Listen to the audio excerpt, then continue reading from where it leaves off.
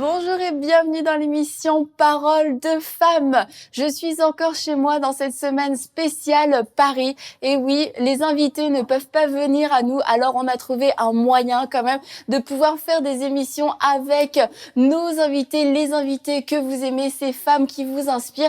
Et pour la toute première fois dans l'histoire de Paroles de femmes, nous recevons, j'ai envie de dire enfin, nous recevons Pasteur Maud Castanou et nous sommes très heureux de pouvoir vous accueillir, Pasteur Maud, aujourd'hui dans Paroles de femmes pour cette toute première fois, comme je viens de le dire. Alors, merci beaucoup d'avoir répondu à cette invitation. Puis, on va passer ensemble 2 émissions cette semaine. Tant qu'à faire, on s'est dit, on va en profiter. Et alors, merci beaucoup d'être là et je crois qu'on va avoir vraiment des bons moments ensemble. Oui, merci Annabelle déjà pour l'invitation. Je suis très honorée et ravie de participer enfin à Paroles de femmes, n'est-ce pas? J'aurais pu venir plus tôt. C'est vrai qu'avec la distance et puis le froid du Canada, je suis désolée, mais bon, j'aime bien la chaleur. Mais vraiment, bonjour à tout le monde et bonjour à tous les spectateurs qui nous suivent. Alors, Pasteur Maud Castanou, beaucoup vous la connaissez déjà. Elle est l'épouse du pasteur Ivan Castanou. Tous les deux sont pasteurs des églises des campus ICC. Et c'est une grande joie pour nous de pouvoir la recevoir aujourd'hui. Et nous allons parler au cours des 2 émissions qu'on va faire ensemble de la gestion des conflits. Parce que si vous vivez dans ce monde, que vous côtoyez des humains et que vous-même vous êtes un humain, vous avez sûrement dû faire face à ce genre de choses qu'on appelle un conflit. Et quelquefois, on ne sait pas comment les gérer, on ne sait pas si on doit les éviter ou si on doit au contraire foncer dedans tête baissée. Alors, on va parler de tout ça pour savoir comment bien gérer les conflits, comment bien les vivre, comment être une femme sage et une femme intelligente.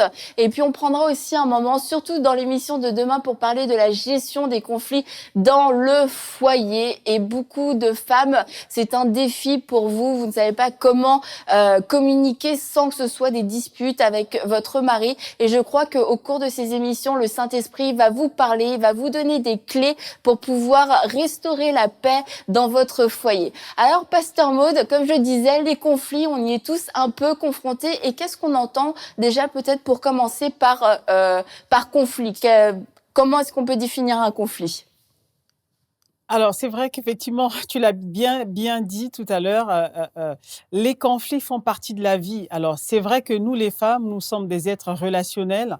Et lorsque nous entrons dans les relations, souvent, nous n'envisageons pas qu'un jour, les conflits pourront surgir, apparaître. Et donc, lorsque les conflits apparaissent, on est un peu découragé, déçu de ce qui se passe, alors que les conflits font vraiment partie de la vie. C'est ça, les conflits font partie de la vie. Alors, les conflits, en fait, viennent des différences d'opinion, des différences de points de vue, d'idées, différences aussi de culture, différences de coutumes. En fait, tout ce qui est différence peut générer des conflits. Le fait que tu ne penses pas comme moi, à un moment donné, dans la relation, dans les échanges, peuvent surgir les conflits parce que nous ne sommes pas d'accord sur un point. Donc, voilà comment surgissent les conflits. Mais en réalité, les différences elles-mêmes, les différences d'opinion ne sont pas le problème. En fait, le vrai problème, c'est comment nous réagissons face à ces différences. C'est là, en fait, qu'il y a le nœud et c'est tout ça, en fait, qu'il faut voir et j'espère qu'on va aborder tout ça, voilà. Oui. Comment nous réagissons face aux différences? Est-ce que nous venons les poings fermés? Est-ce que nous sommes déçus, nous baissons les bras ou simplement nous pensons, en fait, que le fait qu'on ait des différences prouve peut-être que nous ne connaissons pas assez et donc il faut maintenant prendre le temps de bâtir la relation, de mettre des fondements, d'écouter l'autre et d'échanger réellement, de communiquer, d'échanger, de discuter, voilà. Donc c'est vraiment, ça dépend de comment nous entrons dans la relation et qu'est-ce que nous mettons comme préalable, voilà. Lorsque nous entrons dans une relation, nous faisons attention à quoi? Est-ce que les différences doivent sonner fort au point de nous partager, de nous diviser ou simplement on peut capitaliser sur les différences et essayer vraiment de bâtir une relation solide avec ceux qui nous entourent, entre nous les femmes ou avec un homme ou même dans les familles, avec les enfants. Voilà, sur quoi nous allons capitaliser? Sur quoi nous allons mettre le point, le PowerPoint, quoi, le point, le gros point pour pouvoir travailler, traiter. Voilà, tout à fait. Ça, c'est vraiment important. Mmh. Voilà. Et Et certaines face au conflit, personnes, oui, c'est ça, pardon. certaines personnes, ont peur du conflit parce que Mm. c'est tout de suite, c'est synonyme de dispute, c'est synonyme de division. Mais en fait, on comprend que c'est, un échange autour de différences, un échange autour d'une perspective différente.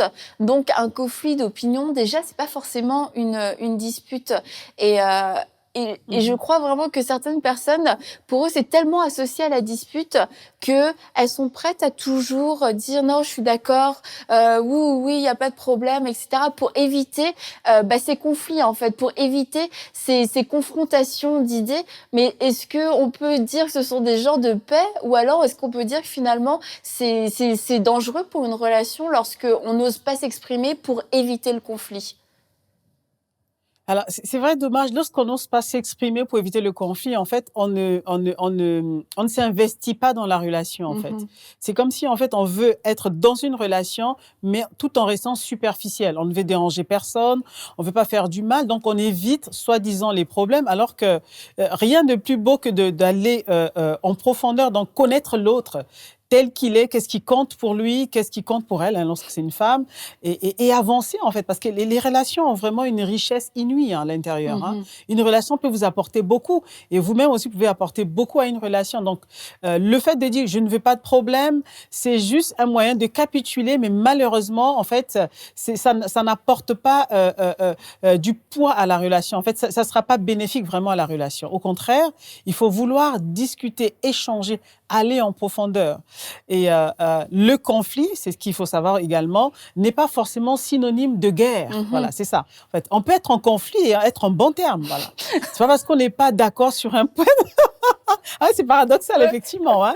C'est parce qu'on n'est pas on n'est pas d'accord sur un Mhm. point de vue qu'on est censé être des ennemis ou non, non, non, au contraire, en fait. Mhm. Voilà. Nous devons valoriser nos différences, valoriser nos points de vue et y tirer le maximum de richesse, en fait.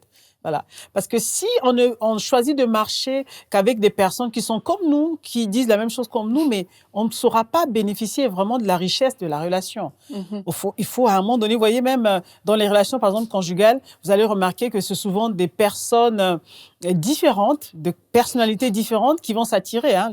On dit souvent dans le monde scientifique, les contraires s'attirent. Donc, c'est un peu ça, en fait. Mhm. Mais si, alors qu'on est différent, on ne prend pas le temps de s'apprécier et puis de travailler sur nos différences pour que ces différences deviennent des forces, eh ben, on aura une relation vraiment basique, superficielle et on ne pourra pas vraiment en bénéficier. Voilà. Mhm. C'est ça. Donc, ne pas avoir peur des conflits. Les Ok. conflits sont nécessaires, font partie de la vie. Mais du coup, pour revenir à ce que vous disiez, une relation où il y a des conflits, en tout cas où il y a des différences de point de vue, c'est pas forcément une mauvaise relation alors?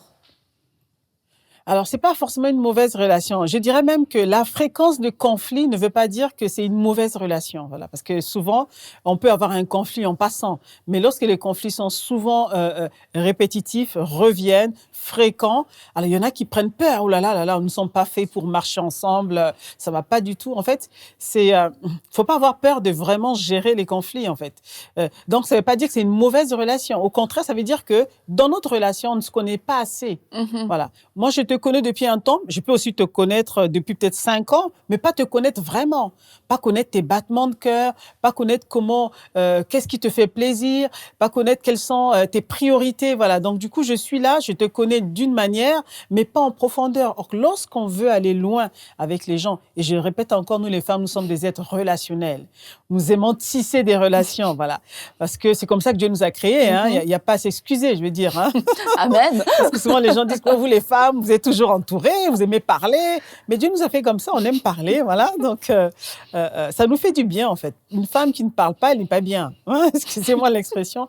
Nous aimons parler, nous aimons la compagnie, nous aimons échanger. Parce qu'avant tout, ce que Dieu a mis à l'intérieur de nous, c'est vraiment le côté émotion, émotif. Nous aimons les relations.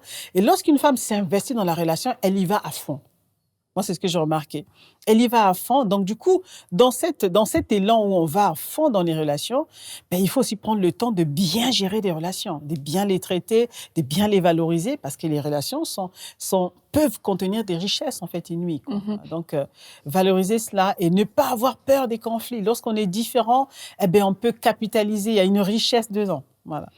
Donc, la Ouais. fréquence. Par contre, lorsque ça devient vraiment fréquent, c'est-à-dire tout le temps on est en conflit, ça veut dire peut-être que cette relation a besoin peut-être de mourir aussi, hein, vous voyez? Bon, bah, du Je coup, veux là, pas. on est Ouais. passé. Exactement. Mais Dans mais certains du cas, coup, vraiment, c'est très. Oui. comment on peut faire la différence entre une relation qui est éprouvée au travers des conflits et qui est finalement fortifiée et la relation pour laquelle les conflits marquent, sont la preuve qu'en fait c'est une relation qui devrait mourir. Comment faire la différence entre ces deux relations? Alors, comment faire la différence? Je pense qu'on va le sentir, en fait. C'est-à-dire qu'on sent que les deux protagonistes, les deux sœurs ou les deux, sentent que là, ça devient lourd, en fait. C'est-à-dire, au lieu que ça nous fasse du bien, Mm. c'est comme si, dans cette relation, on se faisait mutuellement de mal.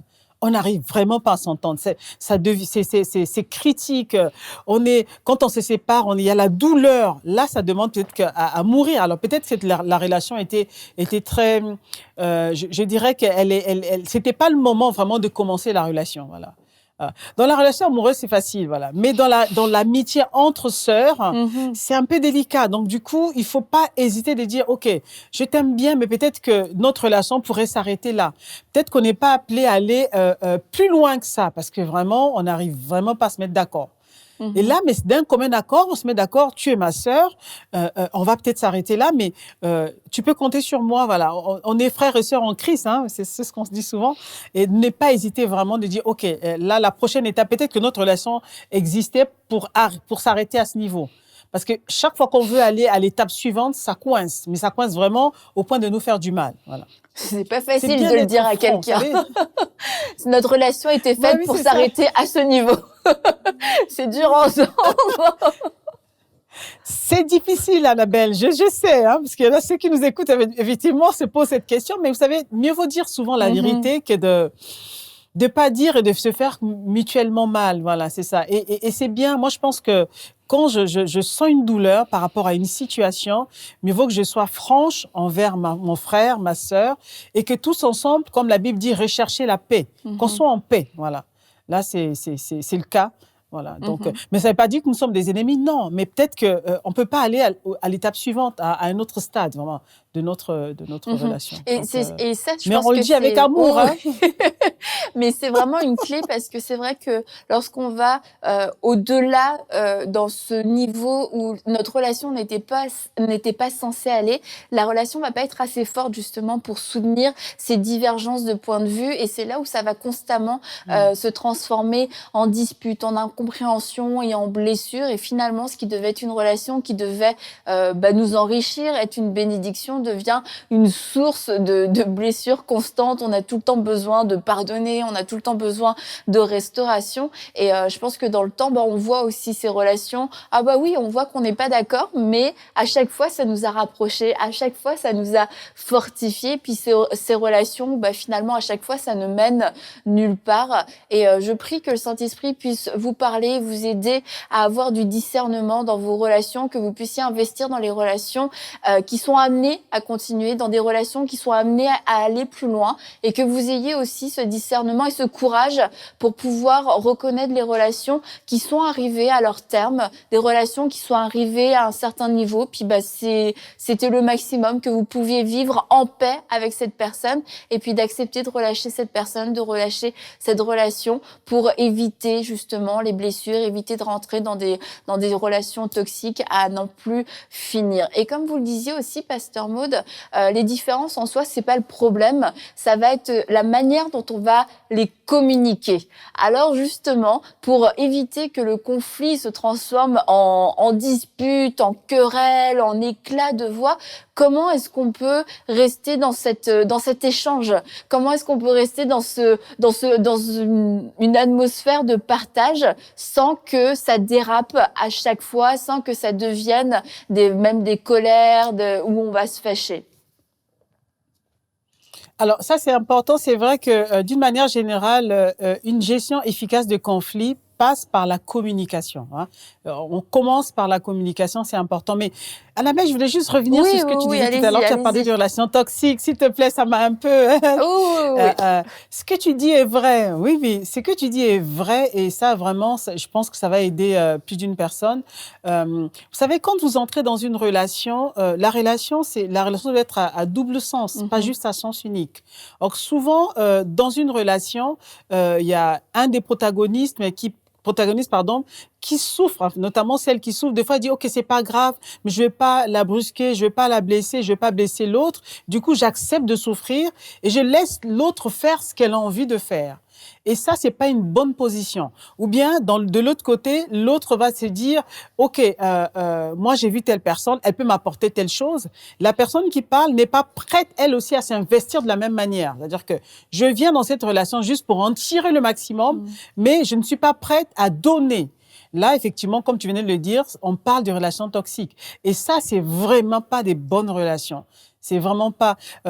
évidemment, il y aura des conflits, mais il y en a une personne qui pourrait être en souffrance continue, continuellement en souffrance, et l'autre en tire le maximum. Et ça, c'est pas bon du tout. Voilà.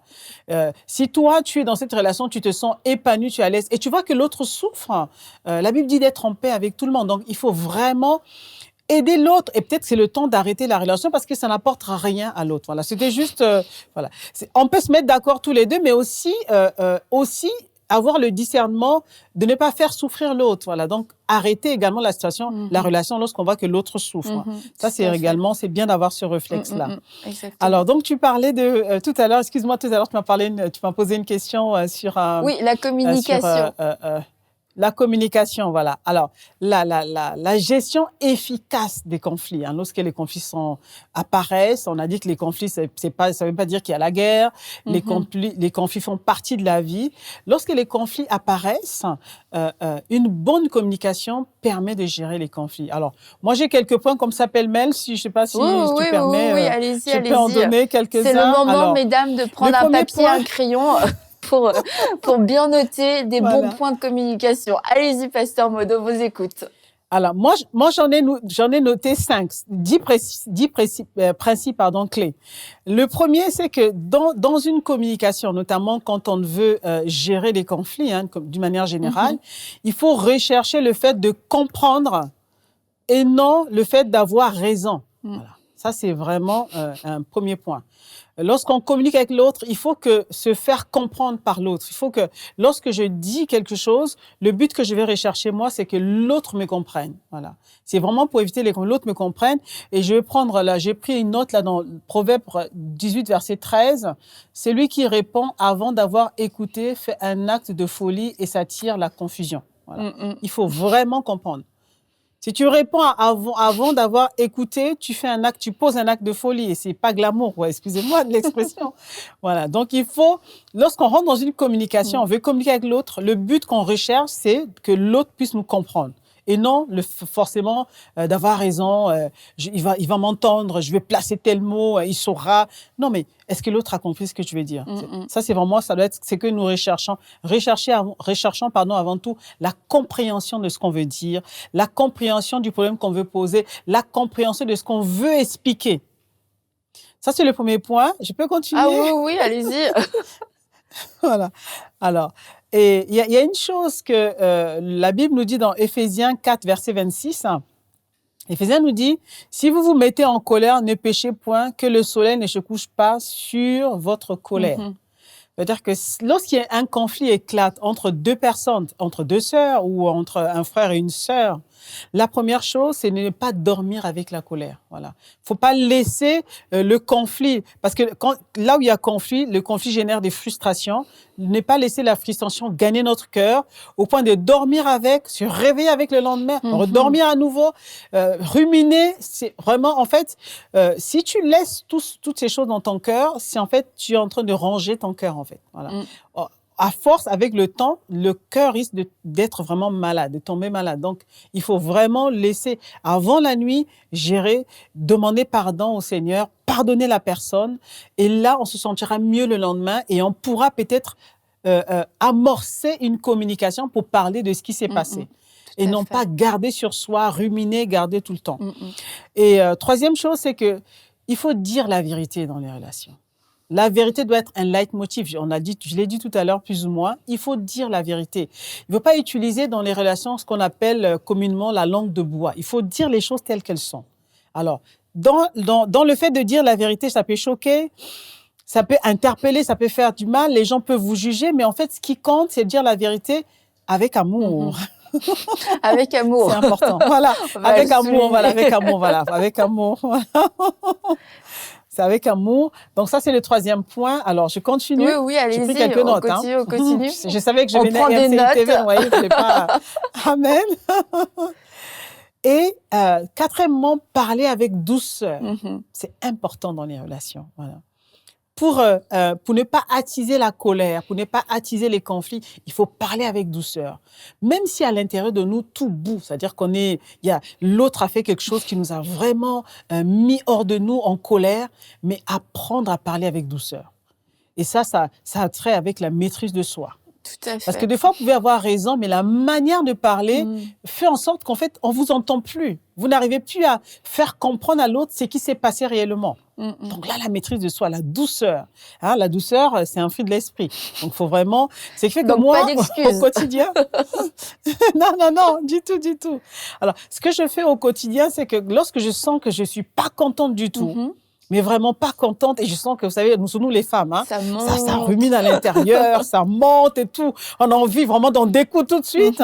C'est justement le moment où je dois me taire. C'est comme ça que j'ai appris. Quand ça monte, j'ai dit, Maud, tais-toi. Voilà. Il y a une voix comme ça, je parle à voix audible, puis maintenant, c'est le moment de te taire. Parce qu'en fait, en parlant avec la colère, on peut dire beaucoup de bêtises, en fait. On peut dire des choses qui ne vont pas, et on peut mettre en péril une relation qui avait peut-être bien commencé, compromettre une relation qui pouvait bien évoluer, vous voyez. Donc, la colère n'est pas une bonne conseillère, c'est ce que la Bible dit. Exactement. Donc, vraiment, la tempérance, c'est très bien. Et quand on n'arrive pas, honnêtement, enfermez-vous dans la chambre, dites, Seigneur, vraiment, enlève cette colère. Mieux vaut être seul dans la chambre en train de crier que de crier devant quelqu'un, vous voyez, parce que... Et là, la personne sait, ah ok, elle m'a épargné, ça m'était dirigé, mais elle a choisi de ne pas le faire contre moi. Et là, vous pouvez dire, merci Seigneur. Exactement. Merci Seigneur. Ok. Alors, cinquième moment, rechercher l'échange. Là, le cinquième point, rechercher l'échange, la discussion et non le silence. D'accord. Vous voyez, souvent, nous les femmes, voilà, c'est ça. C'est-à-dire que quand quelque chose ne va pas, c'est pas la peine de se taire dans un silence. De bouder. L'autre, vous étiez en train de parler brusquement, de bouder, voilà. On est un peu spécialistes de ça, nous les femmes, hein, on se connaît, voilà. Mais c'est pas un bon réflexe, c'est pas une bonne manière de gérer les conflits, en fait, voilà. Et il de faut au peut-être contraire faire discuter la différence entre le moment où on peut se retirer pour ne pas parler sous le coup de la colère et le fait de se taire volontairement pour punir l'autre ou parce qu'on n'a pas envie ou on n'arrive pas à communiquer. Ce sont deux choses différentes parce que lorsqu'on va se retirer pour éviter de parler sous la colère, c'est dans le but de communiquer de la meilleure façon. Mais quand on boude, c'est la communication qu'on a choisie. Donc c'est important de faire la différence entre les deux et de pas prendre comme prétexte, oui, Pasteur Maud a dit qu'il fallait que je me taise. Non, tu te tais pour mieux parler après. C'est dans ce but-là, c'est dans cet ordre-là. Juste pour préciser. Exactement. Merci pour la précision, Annabelle. C'est exactement ça. Voilà. C'est deux choses différentes, effectivement. Donc, alors, le sixième point, c'est qu'il est possible de ne pas être d'accord sans pour autant se quereller. Voilà. C'est pas parce qu'on n'est pas d'accord qu'on doit effectivement hausser le ton, se quereller, sortir des paroles blessantes. Ça ne sert à rien, en fait. Voilà. C'est pas le fait de sortir ces paroles qui va résoudre le problème. Voilà. Ça, vraiment, c'est contre-productif. Voilà. On n'est pas d'accord, mais on ne se querelle pas. On n'est pas d'accord, ok, il y a telle chose, tu as fait telle chose, ça ne m'a pas plu. Ok, on va peut-être prendre un rendez-vous pour en parler. On va nommer les choses, mais on ne se querelle pas. Voilà. On est frères et sœurs. Voilà. Ce n'est pas la peine de se faire du mal. Et le septième point, je dirais, apprendre à demander pardon. Alors là, très important. Ça c'est souvent le point très important, capital. Parce que lorsque vous avez tort, souvent, les gens peuvent avoir du mal à dire « je demande pardon ». quand on a tort, ça doit être un réflexe.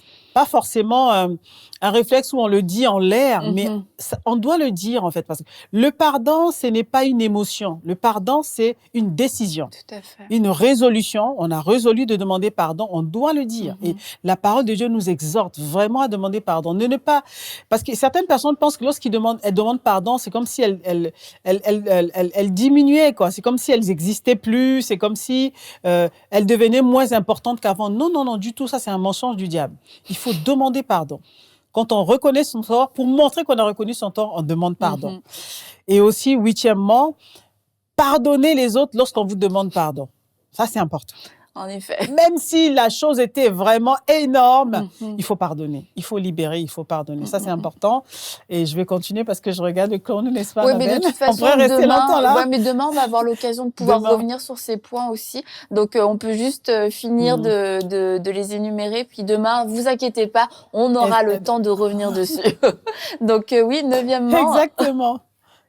9e, alors, ne pas juger, ni critiquer, mais plutôt encourager et édifier. L'autre peut avoir posé un acte qui est vraiment incompréhensible. Un acte qui peut nous pousser à juger la personne, mais il faut pas juger justement. C'est pas le moment. Parce qu'en jugeant, on va attiser la colère, en fait. Il faut pas juger. Notre vie doit aider les autres à s'édifier. Voilà, notre vie, on doit être des personnes qui sont là pour encourager, édifier. Alors, pour terminer, 10e, ne pas répondre à vif en cas d'attaque. Ayez la maîtrise de soi. Lorsqu'on vous attaque, vous a donné un coup de poing. Jésus a dit, donnez la joue gauche si on vous a giflé sur la joue droite. C'est pas évident, mais bon, faut s'exercer à le faire. Même si on a envie plutôt d'en mettre une, on tend l'autre joue. Bah, merci beaucoup. L'autre joue. On esquive, mais on ne répond pas. Merci beaucoup, Pasteur Maud, pour ces 10 points. Je pense que c'est sûr, si on applique vraiment ces 10 points dans notre communication, dans notre façon d'aimer aussi, dans notre façon d'appréhender les différences avec les autres, ça fera toute la différence. Et comme je l'ai dit au début de l'émission, demain, on va continuer sur le même sujet des conflits, mais plus spécifiquement au sein du couple. Comment gérer les conflits au sein du couple. Et donc, on aura l'occasion de revenir sur les points que Pasteur Maud a partagés et comment surtout les appliquer de façon concrète avec notre époux. Et puis pour vous, les hommes qui nous suivez, parce qu'il y en a, pour votre épouse aussi, comment apprendre à gérer ces conflits dans le couple pour que votre maison soit une maison de paix et non pas une maison de dispute, et que vous puissiez apporter vos différences pour que ce soit une richesse dans votre couple et non une occasion de division. Donc demain, on aura l'occasion avec Pasteur Maud de pouvoir continuer sur le sujet. Merci beaucoup, Pasteur Maud, pour tout ce que vous nous avez apporté. Je pense que c'est le genre d'émission qu'il faut réécouter, reprendre des notes et puis laisser le temps au Saint-Esprit de venir nous parler sur chaque point que vous avez pu partager. Donc vous serez, rassurez-moi, vous serez encore là demain? Oui, je serai là, par la grâce de Dieu. Alors, excellent, on se dit à demain pour une prochaine émission de Paroles de Femmes.